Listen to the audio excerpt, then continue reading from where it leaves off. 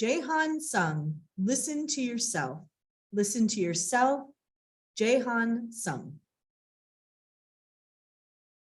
Imagine that you just got off the work, arrived at home, and realize, oh, it's raining outside.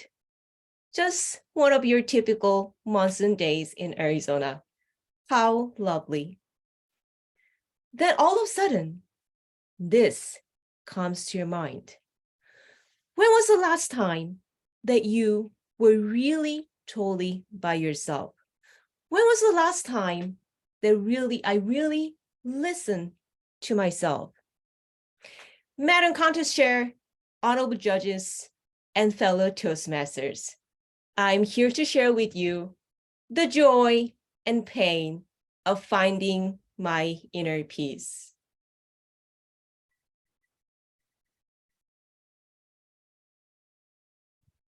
It went back all the way to the time when I was invited by my beloved Buddhist friend to a temple in South Korea.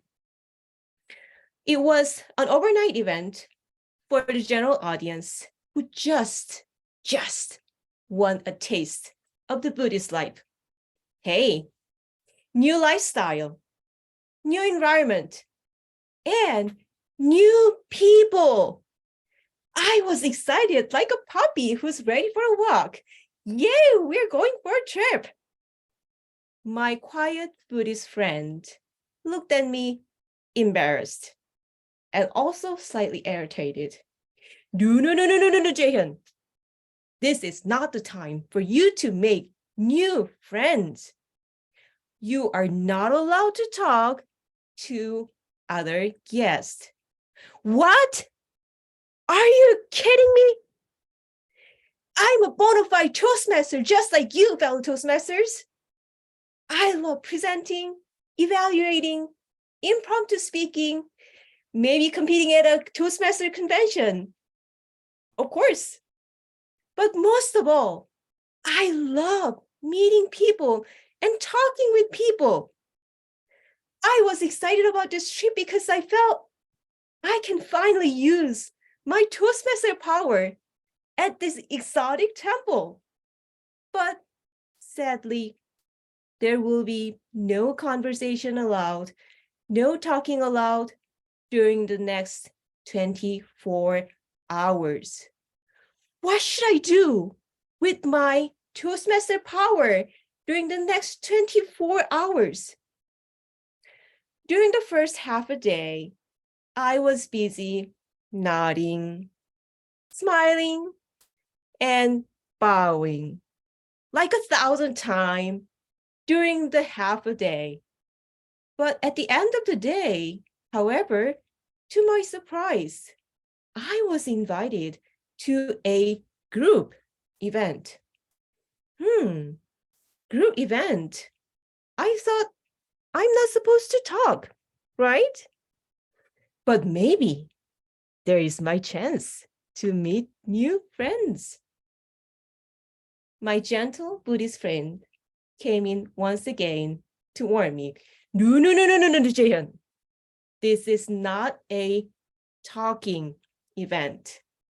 We're going to make a beaded bracelet. Bracelet? Okay, that sounds like fun.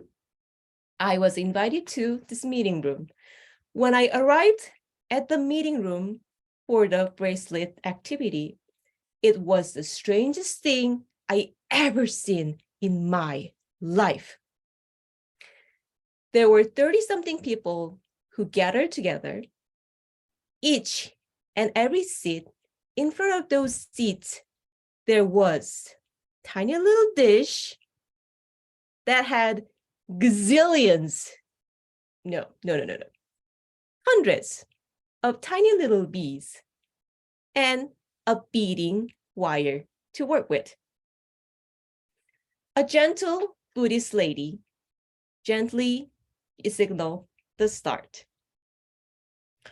So many people got together, but all of a sudden, it was dead quiet. So many people got together, but you could have heard a pin drop. It was that quiet. That was my time. There were just me and those little bees, and we had full 15 minutes.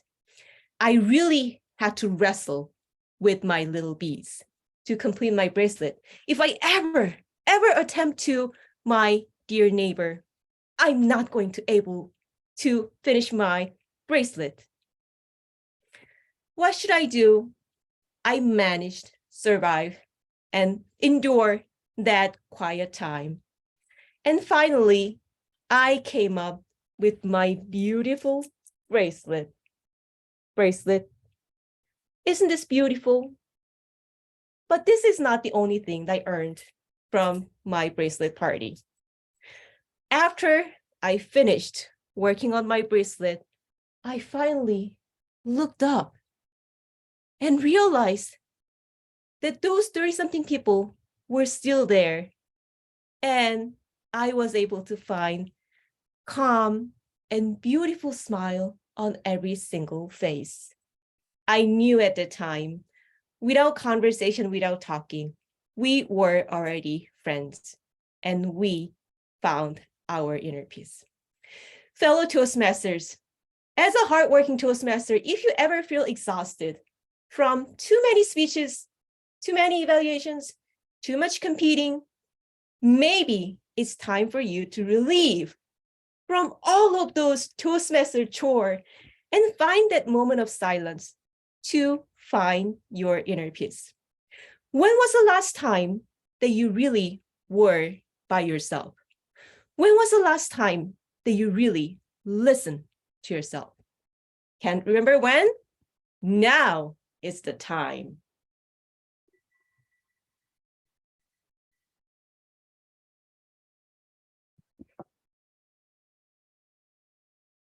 Madam Contest Chair,